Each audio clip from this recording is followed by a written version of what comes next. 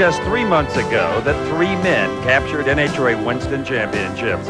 Joe Amato in Top Fuel won an unprecedented 5th title, but 1993 debuts with his strongest competition in years. And how about Cruz Pedregon? 5 late season wins in a row left then defending champion John Force scratching his head in disbelief. The crown was captured, but Pedregon knows that Force will do anything to regain the title in '93. And after years wearing the number 2 on his race cars, Warren Johnson finally broke through and behind 8 national event wins took the Pro Stock crown with ease. Could this be the beginning of a new dynasty? '93 will tell.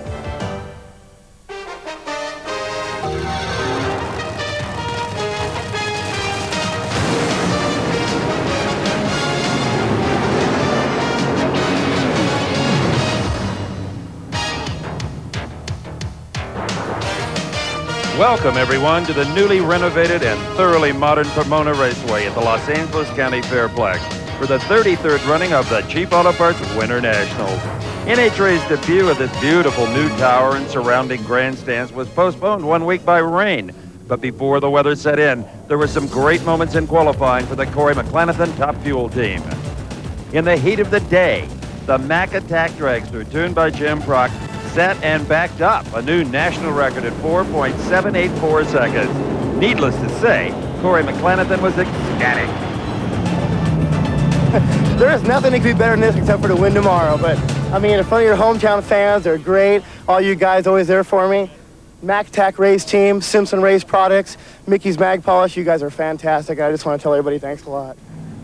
Well, despite the blazing efforts of the Corey McClanathans, there's still a lot of people betting the farm and the king of speed, Kenny Bernstein, in this red car to score his first ever Winston Top Fuel Championship. Hello, everyone. I'm Steve Evans. That's Kenny Bernstein. And I'll tell you, Kenny, looking around here at the depth of this team and your obvious talents, I tend to agree with people that pick you in '93. Well, I appreciate it, Steve. We hope those people are right, but let me tell you, Corey Mack and those guys are tough. Amato's still out here going good. Eddie Hill, McCulloch, you name them. Line them up, they're all capable. But we're going to try our best. You can bet on it. What better way to start than with 2 of the young Lions, Tommy Johnson Jr. and the man we've been talking about right there executing his burnout, the world record holder, Corey McClanathan. TJ Jr., a member of the 4-second club along with Corey Mack. Let's point out now that Corey Mack has to hold on to that low ET to capitalize on the 200 bonus Winston points that go with the new national record. Now, let's not forget that last year, Corey Mack could have walked away with a Winston Championship had he chosen just to show up at Montreal. So I'm sure that Corey Mack knows that any omissions this year could be very costly. So he is not going to let 1 point escape him if possible. Tommy Johnson Jr. is the closest thing to a natural driver in drag racing that I've seen in a long, long time. Out of Ottumwa, Iowa, Tommy Johnson Sr., the car owner. Corey McClanathan, well, you think it's expensive for Warren Johnson to run an unsponsored Pro Stock or try it with a Top Fuel car. And that's what these people do. That's Jimmy Prock holding onto the roll cage on the far side of the automobile. A budding genius as far as the crew chief is concerned. Well, speaking of geniuses, Tommy Johnson Jr. has added Ron Swearingen to his crew. There he is, and one of the finest tuners in Top Fuel ranks as well. So we got a couple of great crew chiefs and a couple of really superb young drivers going to the line. And we have a superb racetrack. We have seen no difference between the lanes. It's fairly cool, even though the sun is out. It's a glorious day for drag racing. Oh, no! It is not a glorious day for Corey Mack. He has left the starting line too soon. A foul start, a red light, call it what you will. He is out of here. Pumping his hands up and down is the actual winner, Tommy Johnson Jr. Let's go to Bob at the starting line. Boy, timing is everything. Corey Mack with a rare red light, but it's not like you guys backed into that. A 92 is awesome. Yeah, we came out here to try and run right between 88 and 92, and hoping that maybe they'd make a mistake, and it worked out today. 92 going to be good enough in the next round? No, but the direction we went kind of showed us something, so maybe we can step it up. On a battle of the young kids, CJ puts one in the win column. Corey Mack, as I'm sure we'll soon see, devastated by that red light. Something was going on there, some kind of confusion. Well, when I backed up, I couldn't get in reverse, or back and forward, rather. So Jimmy dropped the aisle down. Well, when I tried to stage the car was pulling. I couldn't bump it in like I usually do. You know, it made me a little nervous, but, you know, Tommy's a good driver. He knows how to cut a light, and, you know, that's I guess my specialty, and You live by the sword, die by the sword type deal. If you had it to do over, if we could rerun that race, what would you do differently? I would have just tried to barely stage because as soon as I let the clutch out, his car started moving forward. It was really too hard to hold, but you know, that's my fault. I did it, not, you know, somebody else's fault, really. Difficult for one pair of spot brakes to hold 5,000 horsepower when it wants to go. Well, that's a tough break for Corey Mack. Well, here is the king of Top Fuel, no question about that. Joe Amato, the 5-time Winston champion. And yes, that is Eddie Ace McCullough. That is. And this man also has lane choice, a 487 versus a 498. That's so close that it almost makes no difference. And as you said earlier, the lanes are so good here, Steve, that there's no real advantage one lane to the other. And with the onboard camera, you can see how smooth that right lane is and how evenly applied the traction compound and the rubber that's been laid down throughout the course of this event is. I mean, that is one nice racetrack. Joe Amato, Old Forge, Pennsylvania, always smiling, a tremendous businessman and a world-class racer, obviously. Ed the Ace McCullough, he is pure racer. Dates back to the early days of funny cars. Won the U.S. Nationals 5 times in the funny car category, and last year at the wheel of a Larry Minor McDonald's Top Fuel Dragster. So he is certainly owns the biggest race in the sport every Labor Day in Indianapolis. But this is Pomona, California, the first race of 1993. Ed McCullough, Joe Amato, worth the price of admission alone. And again, you're on board. This time the camera high up on the wing that applies all the downforce.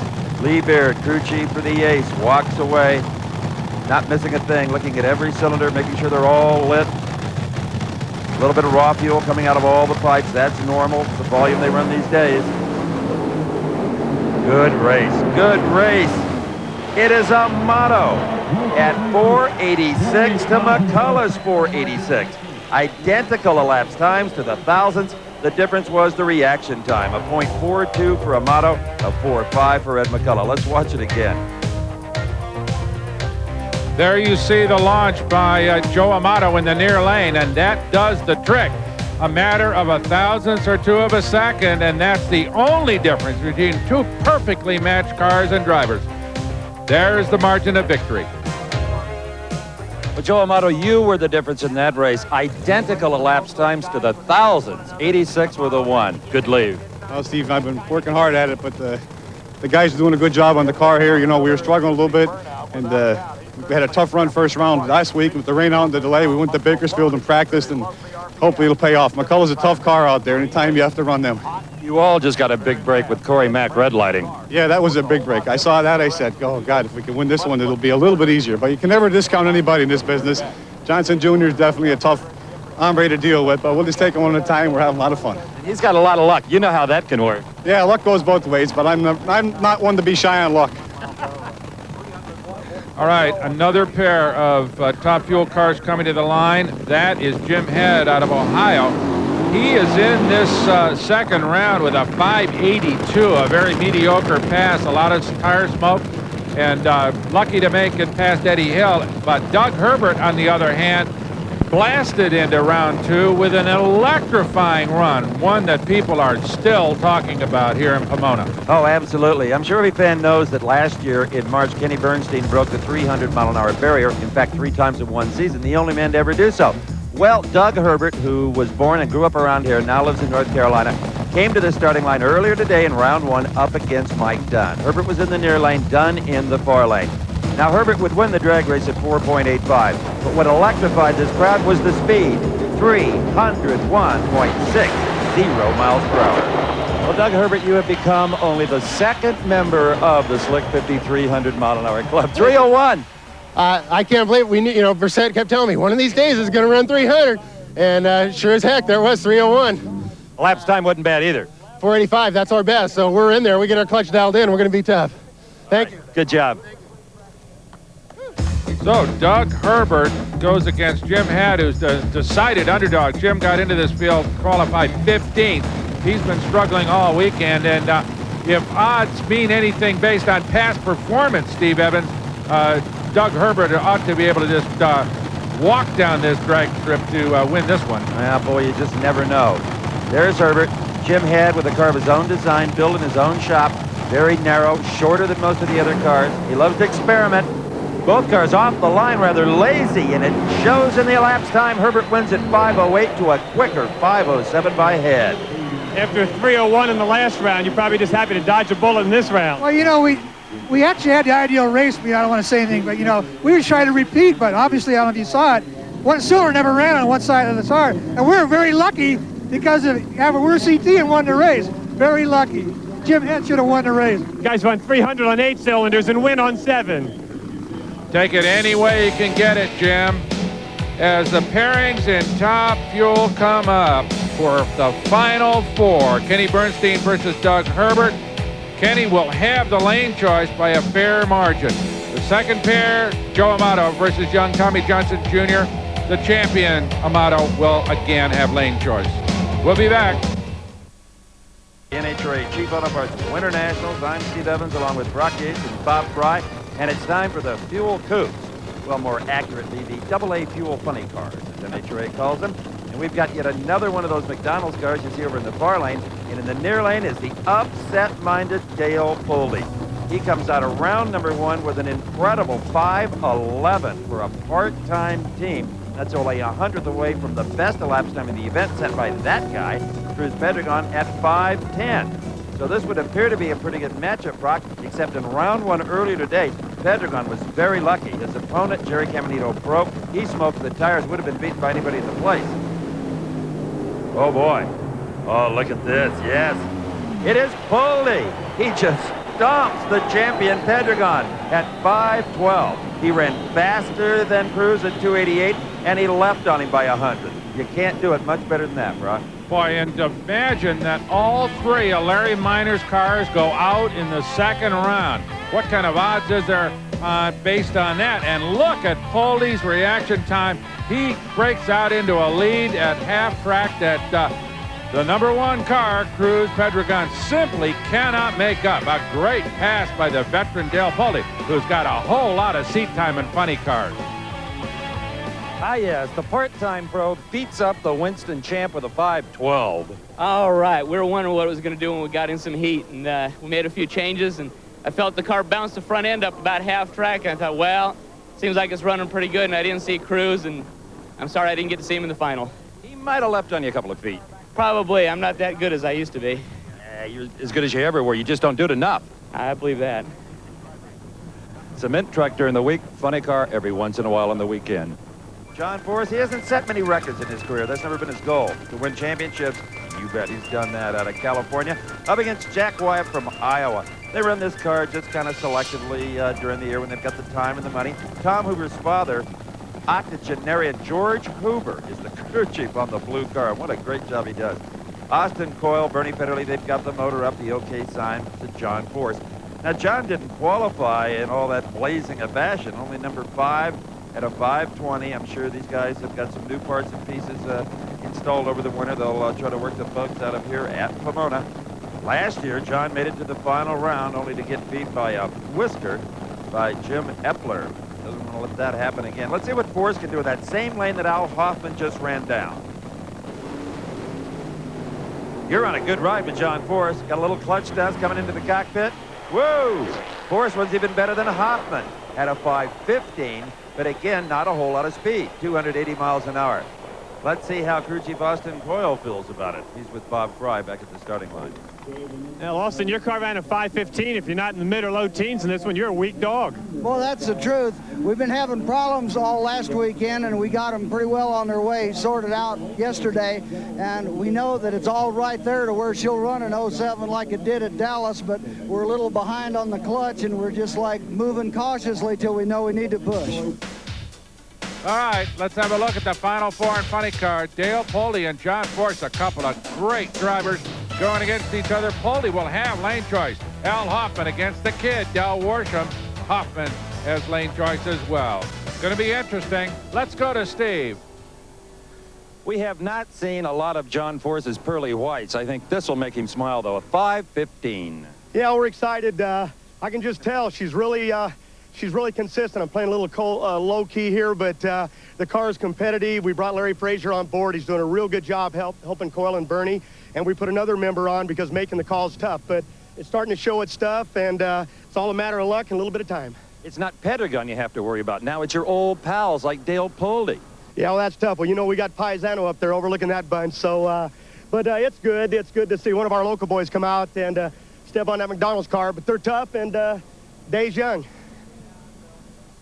We'll see more of him as the day progresses. As back in the pits, that is the Kenny Bernstein pit as his crew changes engines just as Doug Herbert did. They'll face each other in the final 4 coming up later.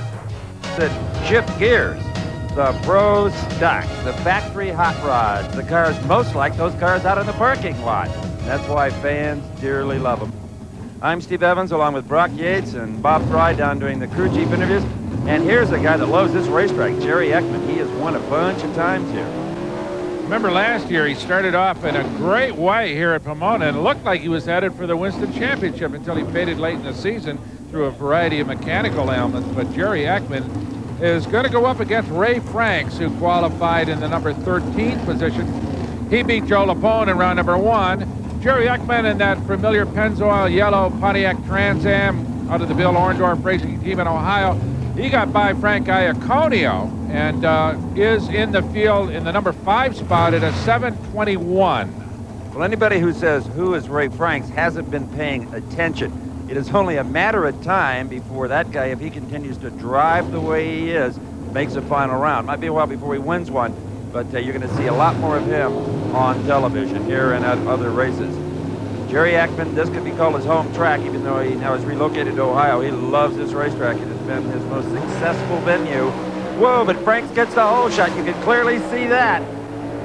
Ekman, foot flat to the floor, but not enough. Huh? Ray Franks, a 7:23 at 190 miles an hour to Ekman's 7:28, 189. But off the starting line, Franks made it look worse than it even was. Well, he sure did. In fact, he beat Jerry in all 3 categories: reaction time, ET, and top speed. 7:23 to a 7:28, 190 miles an hour to 189.7. So Ray Franks, as Steve said earlier, not to be discounted ever in this kind of pro stock competition. And right now, let's go down to Steve Evans, who's with Ray Franks. Well, Jerry Ekman may have won previous races here, but not today, thanks to Ray Franks. At 7:23, you just drubbed him. Well, we're having a good day. As a matter of fact, we had a good week. Yeah, but this car has been rising through the ranks pretty slowly all along. Yeah, we've had a power problem, and we're now working with Frank Iaconio, and he's helping us out a lot.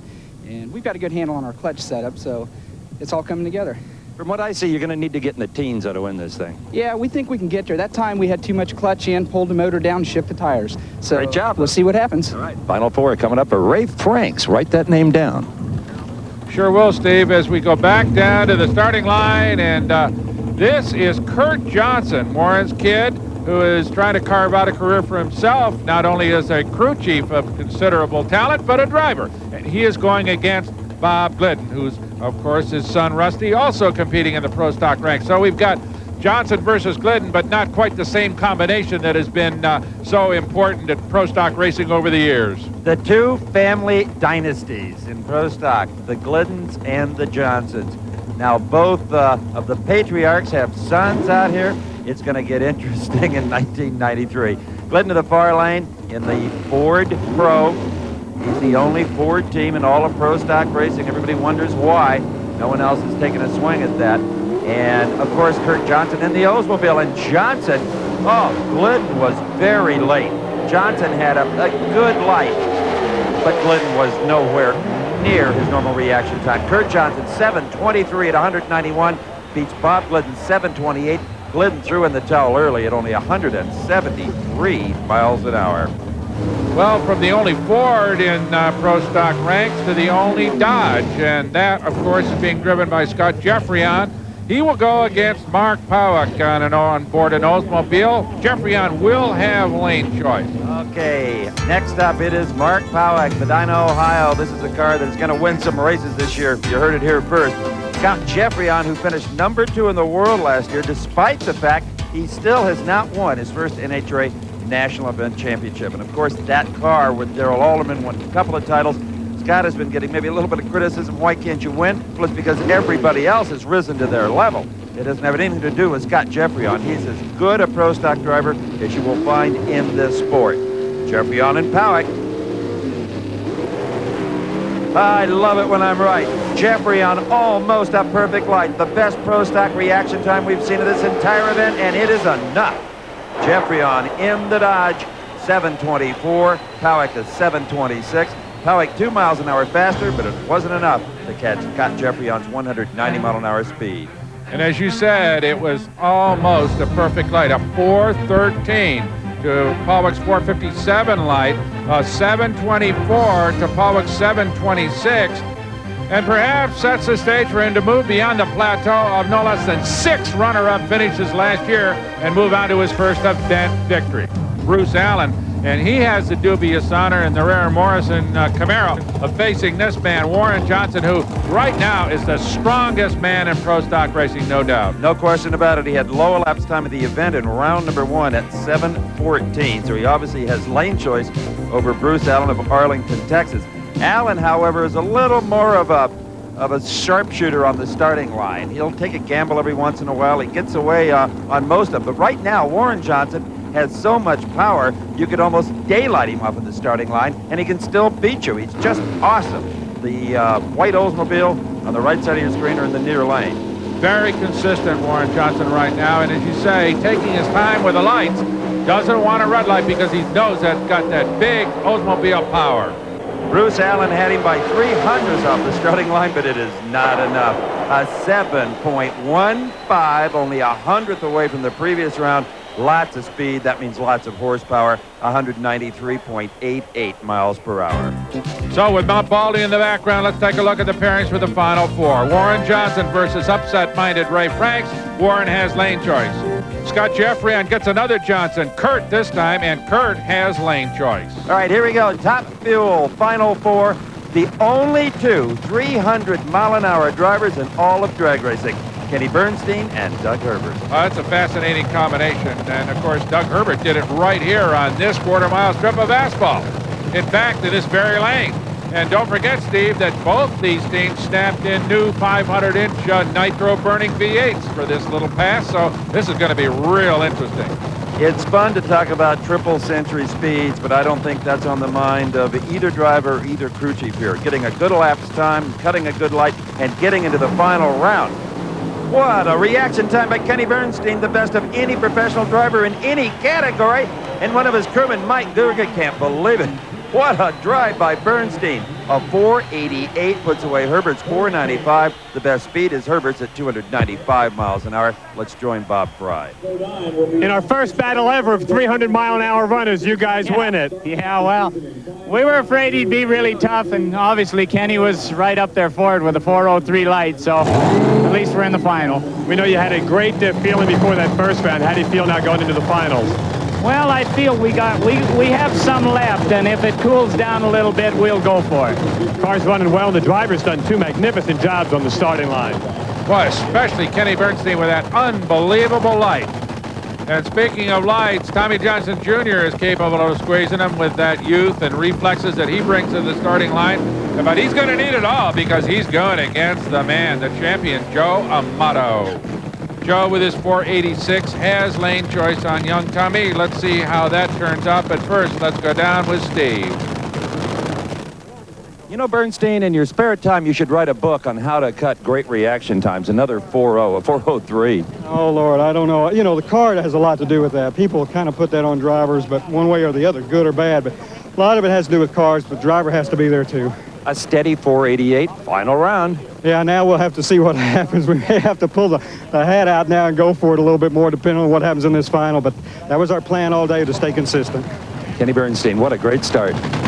All right, that is Joe Amato's crew getting ready, making final adjustments on his car, led by Jeff Rogers. And in just about 5 seconds, including the staging, we're going to find out who will face Kenny Bernstein in the Top Fuel final. TJ Jr., just a great race car driver. He's raced motocross, go-karts. He's got a little circle track car that he bangs around in his spare time back in Ottumwa, Iowa, but now he's up against the champ. That's TJ's right hand on the brake, the handbrake. He lets it go, and he is left on Amato. but he has problems. Joe Amato streaks away. It'll be Amato against Bernstein. A 4.88 second elapsed time at 292 miles an hour for Joe Amato. Back at the starting line is his crew chief, Jeff Rogers. Just tremendous performance, Jeff. 488, but you give up lane choice in the final by a couple of thousandths. Is that going to make any difference? I don't think it's going to make any difference. The track is real good, both sides, and we'll just have to step on it a little bit and see if we can't beat Kenny. You guys just make this look so easy. Well, we're working real hard. It's not as easy as it's looking. Great job by Joe Amato there in the finals, 488. Boy, what a race this is going to be. And if you can pick a favorite, you're better than we are. Kenny Bernstein and Joe Amato, that's a toss-up. Bernstein has lane choice, but it doesn't mean a thing, according to Jeff Rogers. The final four in funny car. It'll be Dale Poley, the hatch being battened down up against his good friend, John Force. Now, Poley did Force a huge favor in the previous round, taking out his arch rival, Cruz Pedregon, but Poley in the process got lane choice with a 5.12. Force is in tough here. And I want to make one correction. I said earlier that Dale Poley drove a cement truck by day. Well, he used to. Now he works on Harley Davidsons. In fact, he is the Harley mechanic to the stars, I'm told, out in the San Fernando Valley. John Force rides a Harley. All these guys get together to go Harley riding when they have nothing else to do, which unfortunately is very seldom. Force races about 30 times a year, Poley about 3, and it may have been the difference. Force is away first, a nice hole shot. Here comes Poley. Whoa! The race of the day in funny car competition. Bernie Federley says, boy, we want to dodge that bullet. A 5.15 for Force beats a quicker 5.13 from Dale Poley. Let's go to the starting line. Austin, this is why the driver makes the big bucks, winning on a hole shot. Hey, they got to do their job sometime. Force is as good as there is, and that just shows how a whole team works together. Just beat a very strong car in that Pool de Paisano car, huh? Ain't that the truth? All right, let's take another look at this incredible race as Dale Poley in the near lane, just a little late off the line. In fact, an excellent hole shot by John Force makes the difference because Poley runs a lower ET, a 5.13 versus to a 5.15. A little more top end on the part of John Force at 288. That helps, but still, the race was almost too close to call until the very last few feet. Okay, we are back down at the starting line for the second half of the Final Four. Del Worsham versus Al Hoffman. That is Worsham backing into position right in front of us. A young man, an excellent driver, and he's going to have to use it all because Hoffman and Tom Anderson have really got that BDS car running real well. Well, no question that Al Hoffman has Tom Anderson, a huge asset, but Del Worsham has his dad, Chuck, who might be the most underestimated fuel crew chief in the sport. Not certainly by me or his compatriots. He is really, really hot. And the kid has been brought up really to be a drag racer since he was 10, 11 years old. And all of the training and all of the experience being around the racetrack has really helped him. Not only as a driver, he's about the best crewman out there you'll find. A very diligent worker. I mean, this is his career. This is what he wants to do. Two cars from the Sunshine States. Florida in the far lane, California in the near lane. Meeting at Pomona Raceway in Southern California. Look at this. It's as good as the one before. Whoa, who races Force? Worsham will race Force. A 5.22 defeats a 5.30 as mysteriously the Hoffman car falls off. 290 again for Worsham. Okay, Kurt Johnson has had some outstanding reaction times, but no one has had reaction times except Kenny Bernstein in another category to compare to Scott Jeffrey on over there on the other side.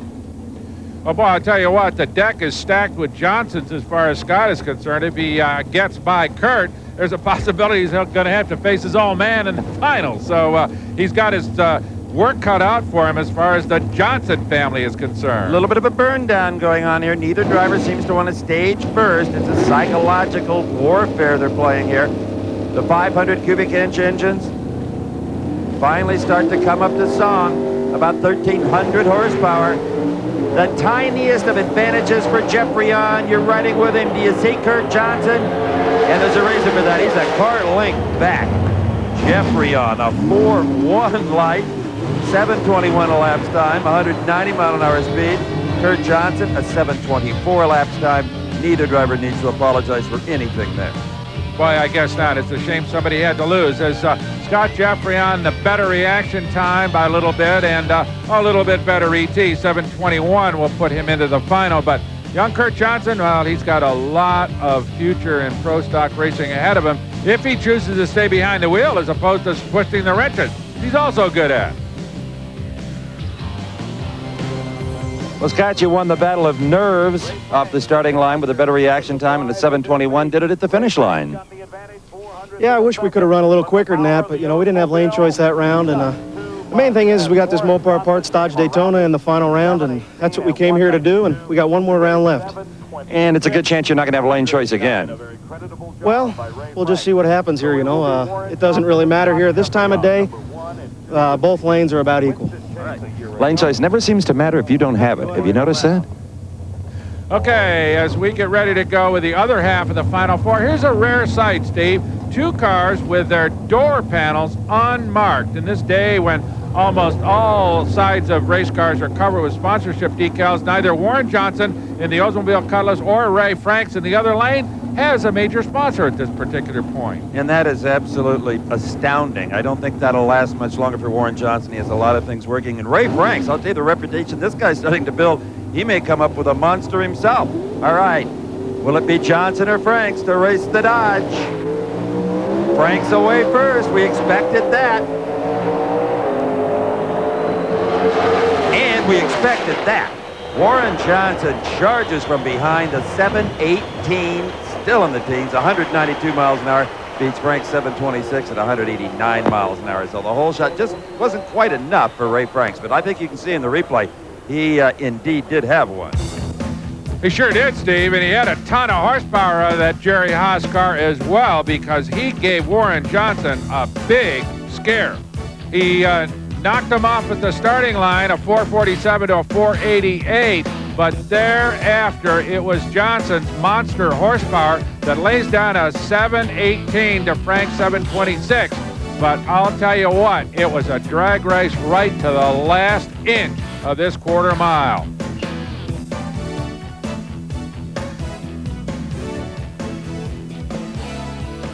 So Scott Jeffrion puts away one Johnson and another one steps in to take his place. Warren Johnson will also have lane choice in the Pro Stock Final.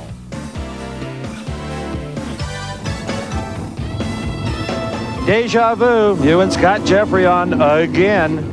Well, Scott's been running good today, and we've been running pretty decently ourselves, but I'll tell you, there's two proud parents out there seeing Kurt going to semifinals. Oh, yeah, we're all proud for you. Reaction time could be the key here. Jeffrion's been red hot. Yeah, he's had a good day today, and we've been just having a bad day as far as reaction times are concerned, and it's one of those things, you know, some days you're on, some days you're off, but I think we can tune it up. I smell a photo finish coming. I expect it's going to be close. All right, as Warren Johnson goes back and gets ready to go against Scott Jeffrion, we've got the stage set for the funny car final coming up. That's Del Worsham getting his funny car ready with his father, and he's going to go against the man, John Force. Stick with us. Nationals. All right, here we go. It's Pro Stock first. Warren Johnson versus Scott Jeffrion. The 20-something Jeffrion, the 40-something Warren Johnson. This is going to be an absolutely sensational drag race. Johnson has the lane choice at 718 over Jeffrion 721. Jeffrion has had a huge advantage in reaction time all race long. Earlier, I talked to both of them. How do you handle Warren Johnson? Do you handle Warren Johnson? Well, I try not to think of who's over in that other lane. You know, I'm just going to do a good job of handling myself. Who's in that other lane really doesn't matter to me right now. Do you know how you're going to stage before you go up there, or does it just happen? It just happens, you know. I have no idea what's going to happen until I get up there. You need a great light. Yeah, but, you know, we've been consistent today in that department, so Warren's going to have to give it his all, and I'm sure he will. Is there any kind of a curve Scott Jeffrion could throw at you at the starting line that might upset your timing? No, Scott, along with myself and the majority of drivers are pretty clean racers. We don't normally try to influence a race on the starting line with some shenanigans or whatever. It'll be a good, clean race on the starting line. We'll both stage when we're ready, but there will be no deliberate burn down or anything like that. All right, we are looking over the right shoulder of Scott Jeffrion on board that Dodge Daytona in the near lane. Warren Johnson, the Pro Stock Final, and this could be a beaut, Steve. Oh, you bet. Listen to how high they'll bring these engines up before they drop the clutch and shift those 5-speed transmissions. He said they'll move in at their convenience. That's exactly what they're doing. He said this is not a burn down. Well, I'll take Warren's word for it. Sure looks like one to me. Now they're in. Jeffrion didn't even move. The green light had been on, and he didn't move. Warren Johnson in a walkaway. 7:24 for Johnson. Jeffrion had a shot at him. Johnson fell way off. 192 miles an hour. Jeffrion doesn't matter at 7:35. Bob? That was over early, wasn't it? Something went wrong there. Somebody shorted out. Apparently Scott had a blink problem. There's a little sun shining on his side of the track. Something went wrong. He's been doing a heck of a job all day, and we were really worried. It's a shame for it to end like that, but I guess you got to take him any way you can. Great job. Well, Bob, we've been trying to figure out what caused the problem with Scott Jeffrion. He just is not capable of starting that late. And in fact, we discovered after talking to one of the crewmen that it was a line lock failure, that mechanism that permits them to bring their RPMs way up while holding the car against the brakes. And it didn't release quickly enough, and that caused that embarrassing loss. And it was undeserved, really, as Warren Johnson goes on to victory. I'll tell you, we talked about reaction times. He was dead late, and you were gone like a rocket, 7:24. Well, I know the run wasn't that well. It started missing about half track. Apparently we broke something internally on the engine, but we got off the starting line. That's all that mattered. I think Scott may have had some trouble. I don't think it was that late. Okay, congratulations. What a way to start a season. Thank you very much, Steve. Okay, well, Warren detected that problem with his rival, and that's real sportsmanship to identify the fact that Scott Jeffrion is, as we said, just too good to be 3/4 of a second late on the light. Are you ready for the funny car final? Well, I'll tell you, the fans are here in Southern California because it's two of their own. John Forrest, the two-time Winston champ, 90 and 91. That's who they're cheering for. Or maybe they're cheering for Del Worship, the kid. There's a lot of kids in those grandstands. The family team in the near lane. Worsham lost lane choice to John Forrest, but his reaction times have been sensational all day long. Earlier, I talked to both of these drivers just before they crawled in their cars. Del Worsham doing his own clutch to meet John Forrest. You may need a very good one in there, my young friend. Yeah, we're gonna give it a new tune-up here and see what it does. You're gonna need more performance. Yeah, I'd say 600-700s would be a good race. Can you get it? Oh, I'm sure it's there. It's just a matter of us finding it. Del Worsham is no kid anymore, John. He's a veteran now. No, he's no rookie. He's a real good driver, and he's dangerous out there. We know their car can step up and run a team, but we're just going to try to play consistent and put another number on the board. Another number, another 15 like they run before? Yeah, we'd hate to really push it. We know it's going to cool down, Steve. The track's going to get better. The air's going to get better. There's more there, but I'd hate to go out and push it and smoke the tires and have him repeat with a 20. So, you know the old deal. We changed and tried to get consistent and about killed myself last year. So, I mean, we tried to get, we tried to push her to the limit. This year, we're going to try to play the consistency game. That's what gave us a championship before. All right, the body work comes down on the John Forrest Oldsmobile as he gets ready in the far lane. Young Del Worsham in the near lane. This is going to be a good one, Steve. Well, John Forrest got this far via the hole shot over Dale Pulte. Now up against the very quick Del Worsham. Forrest, you heard him say he can step up and run a team. We're about to find out. It's Forrest with a hole shot. It's Forrest in front, but look at Del. Whoa, what a way to end funny car. John Forrest wins it on a hole shot, a 5:21 to a 5:19. Worsham ran the team, but was a little tardy off the mark. Let's go to Bob Fry with Austin. Boy, I want to tell you, this driver just did a magnificent job all day long. Congratulations. Well, that's what I was thinking. John sure saved our bacon today. Car's running real strong, but we're not quite used to our new clutch setup, and we got to let him win for us for today. A magnificent way to start the season as the former Winston champ wins it here today. All right, let's look at it again in the far lane. It was, as Steve said, reaction time on the part of John Forrest. A hole shot will win it because Del Worsham runs a lower ET, a 519 to a 521. And the young man from right here in Southern California just about pulls it out. Big horsepower, 288 at the top end, wins it for Ford. Dale Armstrong leaning in, checking the instruments in the Kenny Bernstein car. He'll be up against Joe Amato. 9 Winston championships between these two drivers. Amato with 5 in Top Fuel, Bernstein with 4 in Funny Car. You just couldn't ask for a better matchup than this. Bernstein has been driving like a man possessed. 4 O-lights consistently, that is almost impossible to do. Joe Amato is capable of those kind of reaction times. We just have not seen them yet today. Amato and Bernstein are great friends off the racetrack. Earlier, I had a chance to talk to both of these drivers just as they buckled up. Joe, analyze this final round for me with Kenny Bernstein. Well, you know, he's been driving like a fool all day with real good reaction time, so we almost need a little bit more power on him to just equalize that part. But, you know, we're in the final, and the final, no time to be, you know, God hates a coward, as they say. We're going to give it all our best, and Jeff Rogers and Larry Meyer are going to put some horsepower for Joe Amato, and Joe Amato's going to go out there and try and do his job on the starting line, and we'll see who gets to the win light first.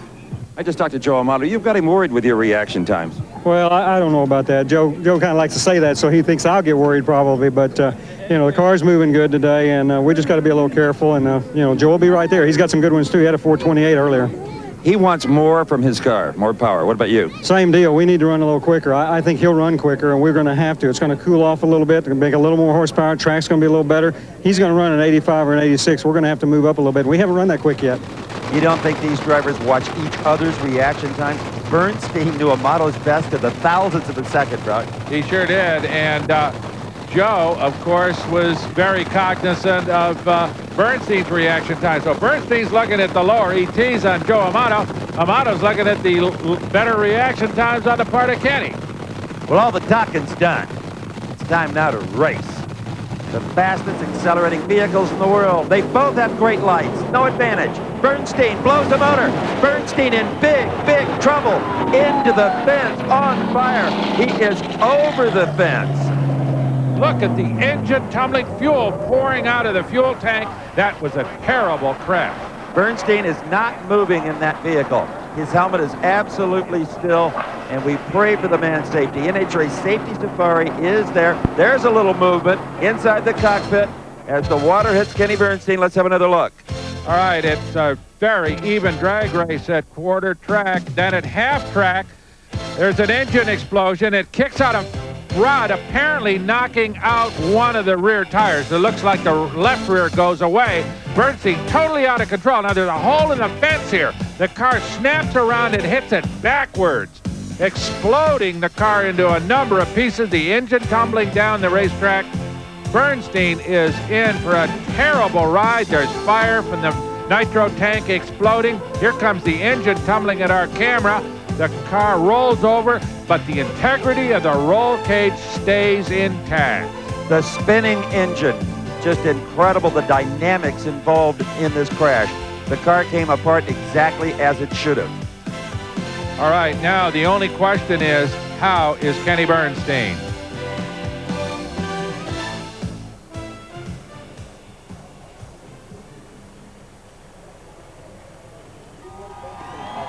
Kenny Bernstein is indeed out of the car. They were going to cut the roll cage off.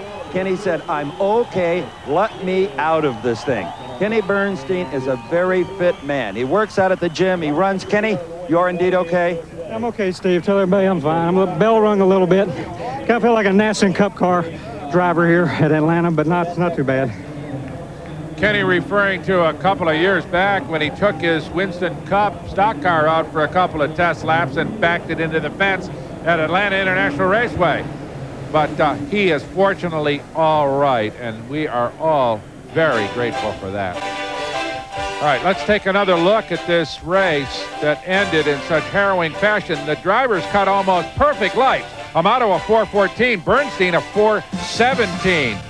It looked like Bernstein might win the race until the engine exploded and cut down the tire, causing this terrible crash. Incredibly, he runs a 508, even with the accident. Thankfully, he is all right, but the winner is Joe Amato. Joe Amato, I know you know why we weren't there to talk to you as the winner of the Winternationals. We were all concerned with Kenny, and you ran here yourself like an athlete. Steve, I'm speechless. You know, when you see a wreck this bad, I mean, thank God he seems like he's okay. I mean, if I could take it over and say he could beat me and I didn't have to crash, I'd let him have it, believe me, because that's one thing all those drivers, nobody likes to see anybody get hurt. A belated congratulations, champ. We'll second that, and thankfully Kenny Bernstein survives this one. For Steve Evans and Bob Fry, I'm Brock Yates. Thanks for joining us from Pomona. The American Sports Cavalcade is a presentation of Diamond P Sports.